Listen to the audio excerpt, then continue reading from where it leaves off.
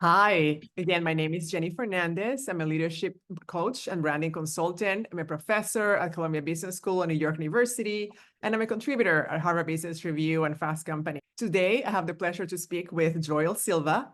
She's the U.S. Customer Engagement Platform Lead at Pfizer. So JoyL, welcome. Please tell us a little bit more about yourself. Hi, Jenny. Thank you so much for having me. My name is JoyL Silva. I'm a Pfizer veteran of almost 25 years, and I currently lead our U.S. customer engagement functions here at Pfizer for primary care. It's just such Fantastic. a pleasure to be here with you. Thank you so much. Fantastic. It's a pleasure to have you. And it's amazing. You are in an amazing company, great industry, and an industry that has been seeing a lot of change and growth, both because of the pandemic and coming now because of AI and technology. I feel like a lot of the startups work that I see out there is the combination of obviously healthcare and technology. So that's amazing. Thank you. So one of the questions that I have for you, because you are, again, in such an amazing industry that has had so much change, how do you cultivate resilience as a leader for yourself and for your team? Thanks, Jenny. And yes, my goodness, we've all learned a lot about resilience in the last few years, just given how our work has evolved, from hybrid to back into the office, et cetera. But I think at the heart of that, cultivating resilience to me boils down to a couple of things. First and foremost is what's your purpose? What's your purpose? What is driving you and the work that you and your team are doing. And when you're really focused on that sense of purpose, it can guide you through even the most difficult times. But you can't always do everything. And I think we all face that during, just the pandemic as well as after. I don't speak with anyone these days who doesn't seem to have a very long to-do list. So for me, how I try to work with my team is to cultivate focus. And so if you have a very strong purpose and then you also have a deliberate focus each and every day, and you really hold true to that so that the things that matter the most are where you're focusing your time and energy, it just becomes a guiding principle to help. It doesn't mean there's going to be other things that won't be important, but that's truly how you build resilience and grit in times of change.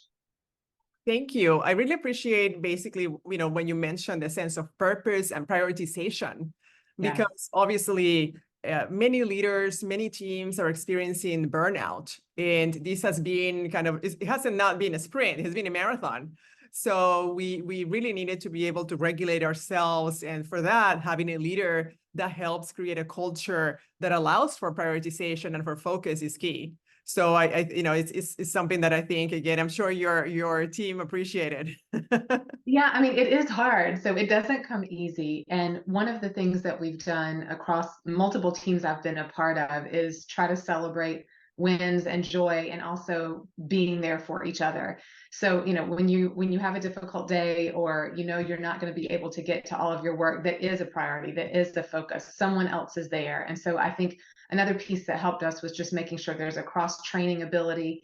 Everyone knows enough about their counterparts' role and their focus to be able to step in and help out, because you just don't know when you're going to be forced to do that. And so I actually think throughout many different roles recently with teams that I've had the opportunity to be a part of as well as lead, that has been the bright spot, is actually having someone who understood your priorities, your focus, your purpose, so that when you couldn't get to something, you always knew there was someone there to help you out. And likewise, it was vice versa. So, we talk a lot about zigzags in your career and cross training. What a better example than cross training on a daily basis?